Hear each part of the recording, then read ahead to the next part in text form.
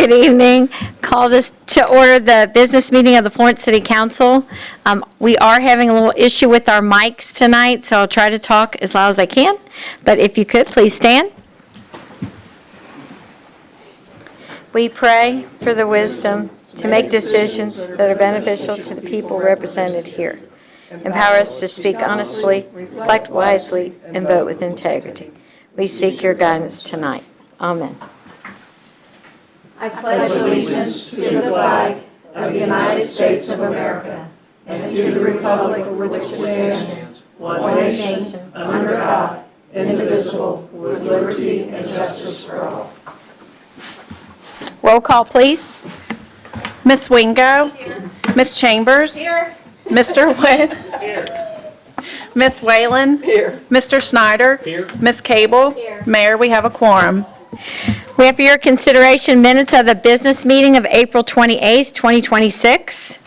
Is there a motion to approve? Ms. Whalen? Second by Mr. Nguyen. Any discussion? All in favor? Aye. Any opposed?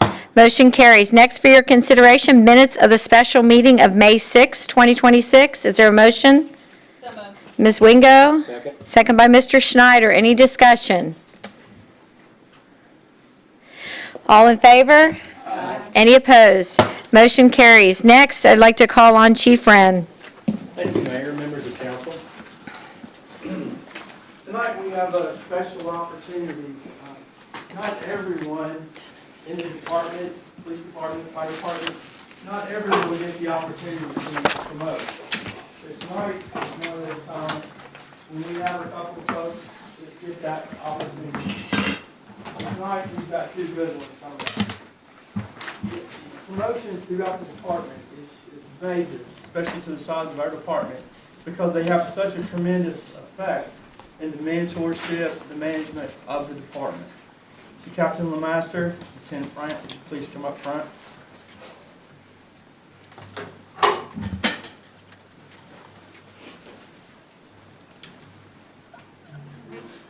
Can everybody hear me all right? Try the mic. We're back in business. Well, it'll work for the TV. Yeah. So go ahead and use it. All right. Captain Wally Lemaster was hired in February of 2020 as a firefighter paramedic. He was promoted to lieutenant in September of 2023. He is on B shift at Station 32.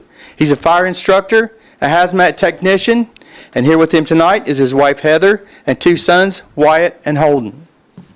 Lieutenant Kyle Brandt was hired in March of 2017 as a firefighter paramedic. He is on B shift at Station 34. He is also a fire instructor and has many other technician level certifications. He is here with his wife Cassie, his children Kinley, Sherelle, and Zaire, his parents Mark and Pam, brother and sister Craig and Katie, and nephews Nathan, Brantley, and Braxton. So this is one of those important times that we like to have the families take pictures if they want to, and after we present them with their badges, if anyone would like to pin them, please come up front and you can do so. Let's swear at them first, maybe. Swear first. Yeah. Come on over here a little bit so you're right in the center there. Raise your right hand. Do you solemnly swear that you will support the Constitution of the United States and the Constitution of the Commonwealth of Kentucky so long as you remain a citizen thereof, and that you will faithfully execute to the best of your ability the office of firefighter, EMS lieutenant, or fire EMS captain for the city of Florence according to law? And do you further solemnly swear, since the adoption of the present Constitution, you being a citizen of this state, have not fought a duel with deadly weapons within this state nor out of it, nor have you sent or accepted a challenge to fight a duel with deadly weapons, nor have you acted as a second in carrying a challenge, nor aided or assisted any person thus offending, so help you God? Congratulations.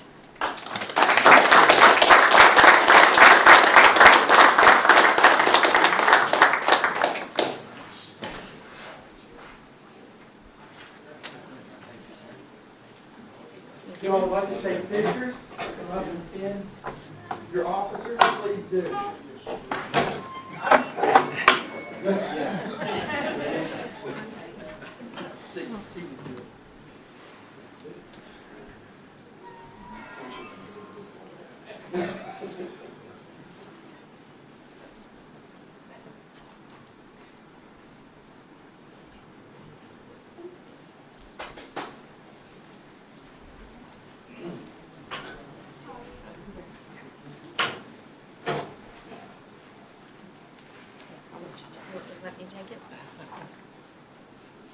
you wouldn't mind getting one of those, I'd appreciate it.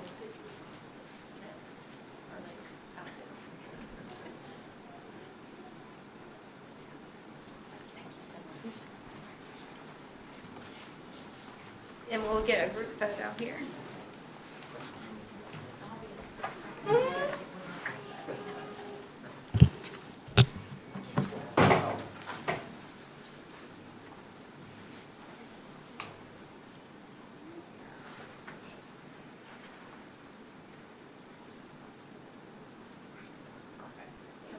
Gentlemen, you want to have them sign?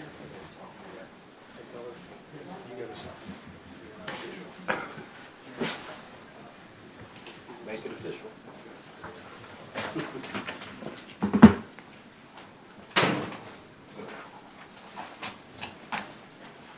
One more.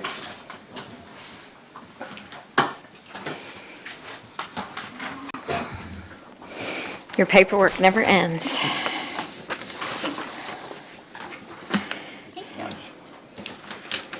Thank you. Let's give them a round of applause.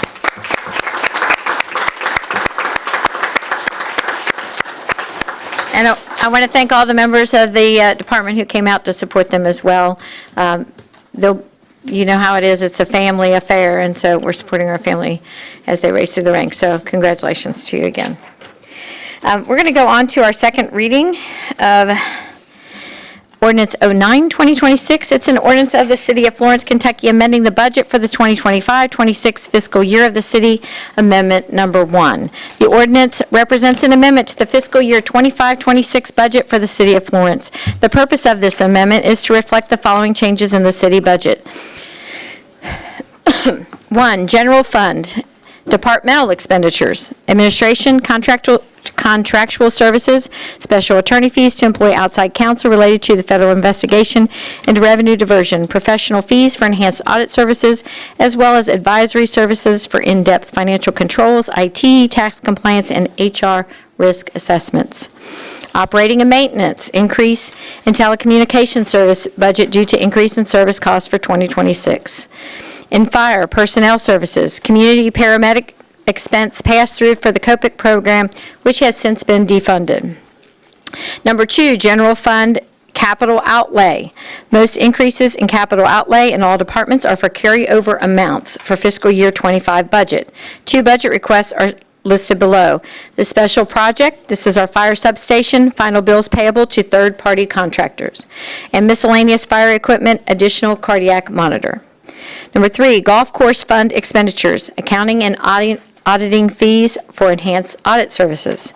Water and sewer fund, audit fees for enhanced audit services. Municipal aid road fund, increase to snow removal and emergency budgets due to multiple snowstorms in 2026. Number 6, all applicable funds, vision insurance allocations.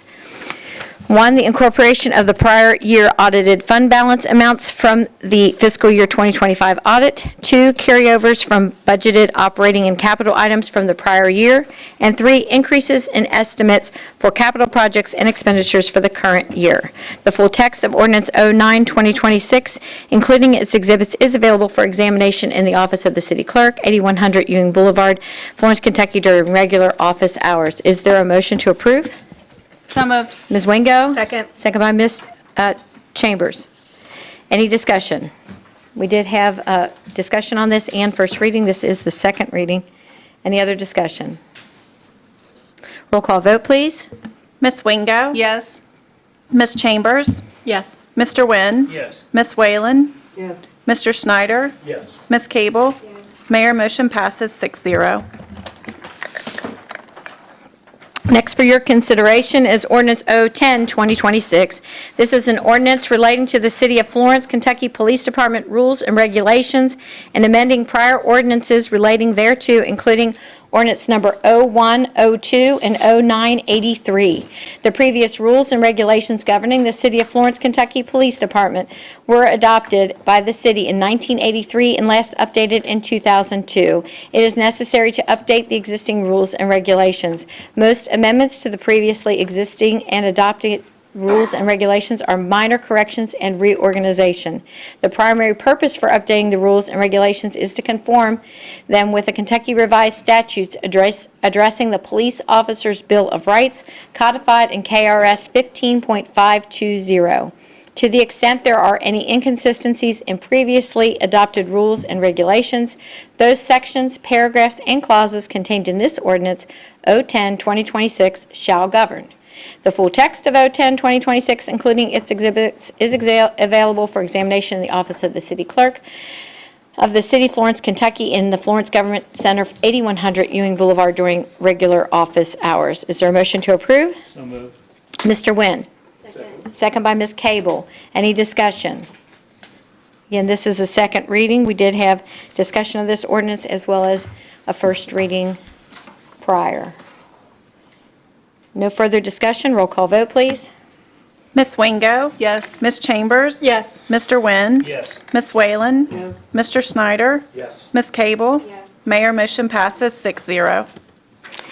We have an additional second reading. It is for ordinance O11-2026, an ordinance amending Title VII by adding Chapter 74 to the Code of Ordinances of the City of Florence, Kentucky, regulating motor vehicle queues on all public streets and rights-of-way originating from commercial, industrial, and non-residential properties that create obstructions on public rights-of-way and causing public safety hazards. The effect of this ordinance is to create a new section of Title VII by adding Chapter 74 to the City of Florence, Kentucky's Code of Ordinances. This ordinance addresses motor vehicle queuing onto public streets and rights-of-way from commercial, industrial, and non-residential properties. The ordinance provides that enforcement shall be implemented through the existing City Code Enforcement Board. The ordinance sets forth civil penalties for violations of the ordinance. The ordinance is intended to promote the safe and efficient movement of traffic onto public streets and rights-of-way within the city. The full text of ordinance O11-2026, including its exhibits, is available for examination in the office of the City Clerk of the City of Florence, Kentucky, in the Florence Government Center, 8100 Ewing Boulevard, during regular office hours. Is there a motion to approve? So moved. Mr. Nguyen? Second. Second by Ms. Wingo. Is there any discussion? Ms. Whalen? I continue to struggle with this, trying to understand the process and how it works, trying to understand if it's a single violation, if there are 10 cars in the right-of-way, or if it's 10 violations, trying to figure out when this occurs. Somebody's got to call code enforcement, and do they then come out and have to take photographic evidence in order to submit a citation to the business. Same thing with thinking about the truck stop in particular. When they line up on Burlington Pike and sometimes there's 10 or 12 trucks deep trying to turn right into the truck stop, as well as trucks coming out at the light blocking access to Burlington Pike going westbound. So are those individual violations, multiple violations? Not all trucks are going to want to turn. I'm having a really, really hard time with this one because there's already legal reasons why they can't impede the right-of-way. And we're now adding to that a civil violation on top of that, adding to the duties of code enforcement and who calls them and how all of that's done in a timely fashion. So I need some help. All right, let's see if we can help you. So a lot of questions in there. I guess let's start with if there was 10 cars stacked on a public right-of-way, is that one citation or is that 10? That would be one citation. The police officer's discretion at that point in time, and I'm not a police officer, so Chief, if I overstate this, please correct me, but it would be up to the police officer's discretion if there's people actually stacked out into the road, if those individual drivers were cited, and that's been on the books for a long time. That's nothing new. In terms of the actual issuance of the fine, that would be handled by code enforcement. So the first responders' activity or their responsibility for an issue that would come up would be to immediately correct the issue. They go to the business owner and say, you need to block off your curb cut. You are putting people's life in jeopardy, which at the end of the day, that's what this ordinance is all about. It's about life safety. Public roads are not an extension of a private business's activity, and that's a pretty standard fundamental in all site plan review, and it's been on the books for a very, very long time. So code would be in charge of issuing the citations. So the police officer could take pictures, and the code would follow up with the citation and enforcing of that, that next business day. Ultimately, and I know that there's been a lot of focus on fines with this, and I guess I can see that, but that's not what this is about. I have dealt with stacking issues for years, and they take years to resolve. And I can tell you, I've been personally successful at, and I don't want to name businesses, but correcting these issues, and they take years to work through. This ordinance not only prevents life safety issues, but it gives us the ability to address these things heads-on and require these businesses to address the issues immediately. Sometimes it's as simple as putting yellow ballards in a stacking lane that prevents cars to stack around the building in a different direction. That solved a few of our issues. Sometimes it's much more. They have to go back through the site plan process. They have to add additional stacking lanes. Civil engineers need to be involved. So it's really complex, and it's a site-by-site, case-by-case scenario, depending on how we deal with these. And I'll reiterate, the biggest thing is it allows one of the biggest things, it allows the police officers and the first responders to immediately make our roads safe. And I don't know how people can't get on board with that aspect of the ordinance. Don't they already have that ability? No. I mean, we can't go up and If someone's blocking the roadway, yeah, we can cite them, that individual driver for blocking the roadway. This ordinance is going for the business who is allowing their customers to back up onto the roadway. So if the first person trying to get in the business is blocking, and say the second person wants to go straight, and the third person's trying to get into the business, so we're gonna go through each car and say, where are you going? And if they tell us, well, I'm going straight, okay, you don't get a ticket. This is to prevent the business, or to hold the business responsible for having cars stack out on the roadway and blocking the roadway. And I'll add this. I've been monitoring this for a very long time. There is certainly nuisance activities that these businesses, the way in which they are operating their business is directly causing this. Case in point, totally hypothetical, but let's throw a few out there. Say my peak period is 9 a.m. to 11 a.m., and I know I need 20 people to operate that store efficiently for that peak period, but 10 show up. And I choose, it's a business decision to choose to go ahead and operate that business as is, knowing that it's going to cause life safety issues on a public street. That's a direct result of a business's decision. Another one is giveaways. Lot of examples with this. Knowing that if you're going to do these giveaways, it is going to block a half mile down a public street. You're choosing net profits over life safety at that point. That is unacceptable. And many members of the community have stated that that is unacceptable. This ordinance addresses that. So the police would be called, not code enforcement, and you would have the opportunity then to not only take the photographs to forward to code, but to actually, at that point, block the entrance to the building and stop the traffic from going in there. And that's the response that would occur regardless of what business it is, like I said, up to and including the truck stop, which has been a pain in everybody's backside for years and years and years. Yeah, and I want to address that. I really didn't want to get into talking about specific businesses. This is not about one business. I know a lot of people like to try to make it about one business. This is a handful of businesses and more of a use category, high turnover use category. It is something that I'm looking to address head on in the zoning regulations as well. But specifically with TA, since it's been addressed here, a lot of those issues with outgoing traffic flow. This ordinance will not solve that. We cannot go after a business for how a vehicle chooses to block the intersection. That is 100% a police issue there.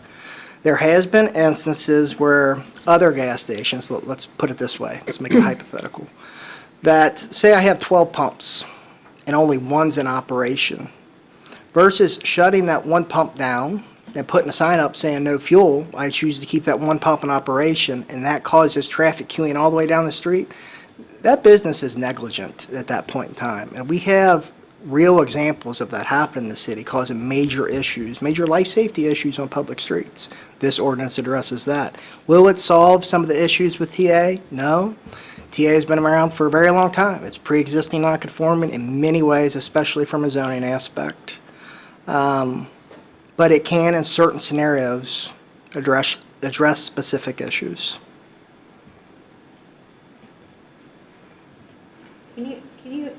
Can you explain pre-existing non-conforming, just because a lot of people are Oh, I hate to be- interested in this? But there Yeah. was some comments that I'd heard about, businesses shouldn't have been approved, but if, Well- for a perfect example, is the truck stop was here before I was born. Sure. So So it's not pre-exist- always about what businesses are approved. Correct. So pre-existing non-conforming, in a very layman's term, it would be, TA's example, it predates zoning regulations. So it doesn't matter what zoning regulations we pass on top of it, it doesn't apply to TA because they were here before the zoning regulations. It's non-conforming use category or uses or conditional uses. So when you get into some of these older properties within the city and people, TA in a lot of ways is not really fair to target. It was here before anything. It was probably the center of commerce for one point in time. But a majority of what they do there, if not all, is pre-existing non-conforming to many of the regulations that are on the books. And that goes for a variety of different businesses throughout the city. And It is pre-existing non-conforming, but if there are vehicles blocking traffic, Yes, they are ma'am. still subject to police enforcement. They are, and in that example, if you're down to one pump and you choose to make that business decision to keep that one pump open, knowing it's going to block down the road, you're now subject to this ordinance, which is the intent of it. This is to address issues that have been going on in the city for years, and I've handled a handful of these. They take years to resolve. With the stuff that's on the books now, you can only go after zoning. This ordinance is another workaround, and I can assure you, we're doing the zoning update now. We will be addressing zoning in a very different way to handle some of these high turnover use categories that many times are allowed by right. And that's something else that people don't understand. Zoning is very complex. People don't understand what is allowed by right, what can go in. They don't understand encroachment permits. They don't understand state approvals versus what the city can do and what we can legally can and cannot do when it comes to those approvals. Every site, every parcel property is specific. There could be pre-existing site plans. There's 100 different issues with each site, and it's very unique and it's very complex. And we have to follow the letter of the law when we deal with zoning on those matters. But I will be addressing the zoning aspect of this in the upcoming zoning regulations. That's another tool. anyone else on council have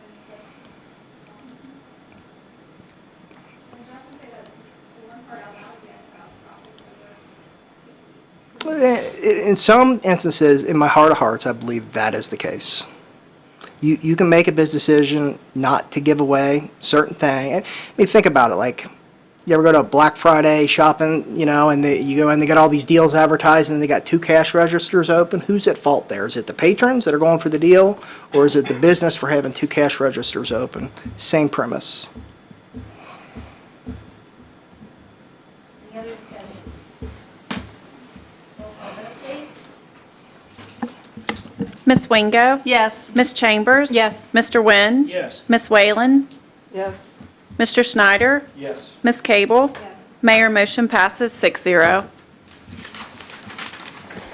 Next for your consideration is Municipal Order MO4-2026. It's a municipal order approving the appointment of Robert Pagan to the Boone County Board of Assessment Appeals for a 3-year term. Is there a motion to approve? So moved. Ms. Wingo, second by Mr. Schneider. Is there any discussion?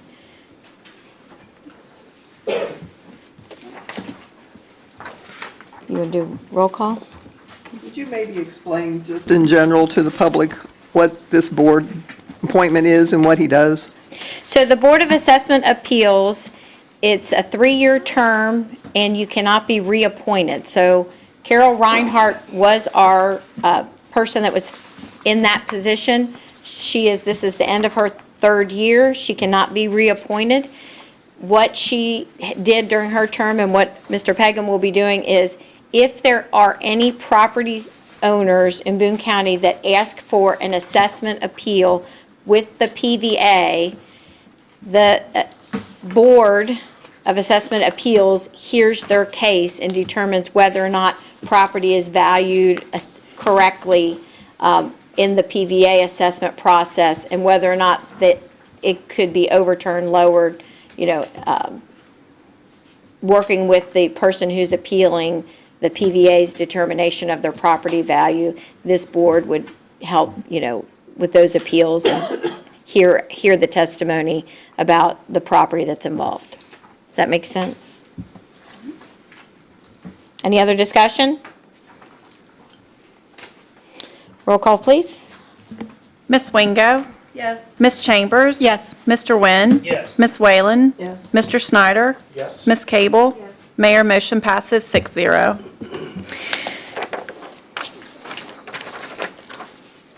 The Florence Aquatic Center memberships are still on sale now for the upcoming season.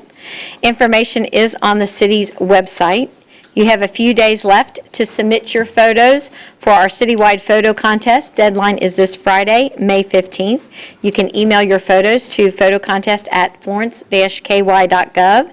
You can contact the administration department at 859-647-8177 for more information. And Public Services Department Night Out is next Tuesday, May 19th. It's in the Florence Mall parking lot from 4 to 6:30. We will not be holding our regularly scheduled caucus meeting in place. We will be doing the Public Services Night Out over at the mall, so please join us there. The Florence Aquatic Center will open on Saturday, May 23rd. Operation daily will be 11 to 7. The Memorial Day Parade will be held on Monday, May 25th. The parade will begin at Boone County High School at 10 a.m. and will end at the Florence Government Center. Following the parade, the Memorial Day ceremony will be held at Boone County Veterans Memorial, located at the Florence Government Center. For more information, you can contact the Administration Department at 859-647-8177. And city offices will be closed on Monday, May 25th, in observance of Memorial Day. And I guess we're ready for our proclamation? Are you okay? All right. Each May, we have the time to reflect on the ALS devastating diagnosis, and we would like to issue this proclamation in recognition of those folks who are suffering with this disease.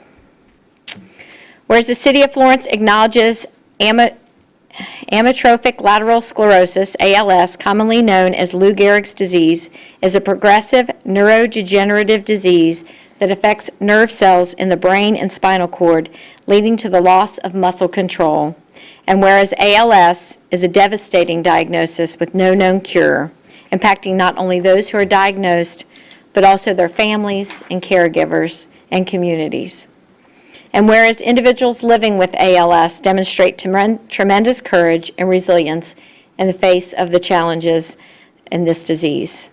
And whereas organizations, advocates, researchers, and healthcare professionals are working tirelessly to provide support services, advance research, and pursue treatments and a cure for ALS. Whereas increasing public awareness about ALS can help promote early diagnosis, improve care, and encourage support for ongoing research efforts.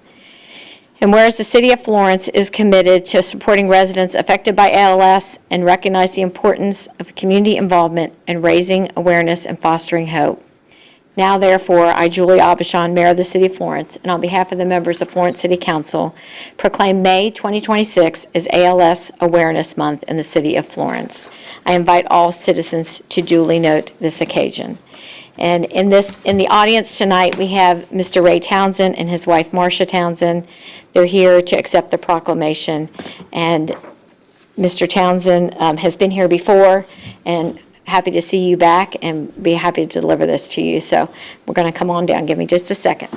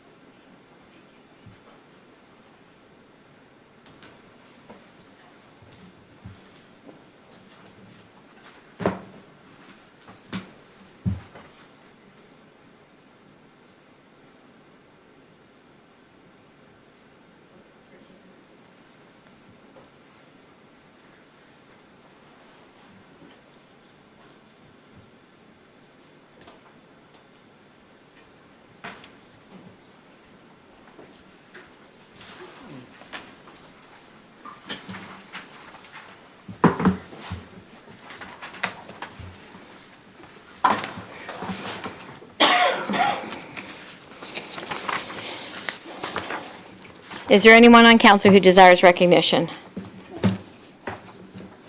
Any department heads? Anyone in the audience? Please come to the podium.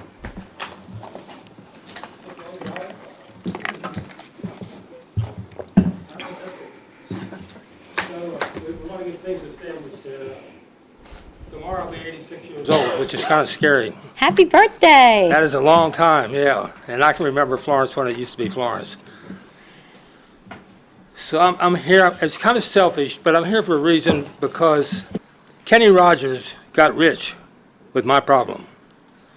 With his song that said, "You picked a fine time to leave me, loose wheel. 4 hungry children, a crop in the field." Well, my problem is my garbage container lost its wheel. And I talked to Melissa about who to call. I can't believe, I don't know, who corresponds with Rumpke? Who's in charge of negotiating with them? Eric? Eric! How long do you think it should take to get a garbage can replaced? 24 hours. What about 10 to 12 business days? Is that acceptable? Hello? That's almost half a month. Have you mentioned this to us, or have you just been working directly with? Rumpke so I far. talked to the Mother Superior over at Rumpke, and I'm not so sure, she might have had a little sip of real lemon concentrate before I got a hold of her, because she was a little bitter. I don't know whether it was me or her. I don't know what the deal is. So 10 to 12 business days. Yeah, we'll make a call tomorrow. Get it taken care of. I don't know, what do you think the gestation period is on a garbage can? I know what it is on humans, I don't know what it I don't know, cows, Mr. Berkshire. but I don't know garbage cans, I have no idea. We'll see if we can help you out there. Okay, now, in the process of that, I looked at my bill that came, and it says here, I'm overdue May the 20th if I don't pay the bill, but it's for services up till August. Who negotiated that deal? So I don't know your exact circumstances of what you're referring to, and happy to, we can This discuss. is my present garbage bill. I mean, Yeah. so we're paying for services that it's due Mm-hmm. 10 days before the service period even starts. So I don't know, how many services in Florence do we have that you pay for ahead of time? No, I'm not sure. Well, it seems kind of strange. It seems like we're financing them while they're running the business, picking up garbage, because we're giving them money up front. I will say, we have a franchise agreement, as I'm sure you're aware, and we do have the lowest rates in northern Kentucky, it's not even close. Okay, yeah, now you use the word franchise, I use the word monopoly, because you can't get anybody else. There's others that bid. I can't get anybody else. You can't know. Huh? That's why you got those rates, because we entered into a franchise agreement. We got those low rates by entering into it. And we still pay ahead of the service. Again, I don't know your exact circumstance, and I'd have to go back and look at the franchise agreement. It's the same way in the county. And that may They be do the same case. thing. So 'Cause- when the franchise agreements are up, they aren't bid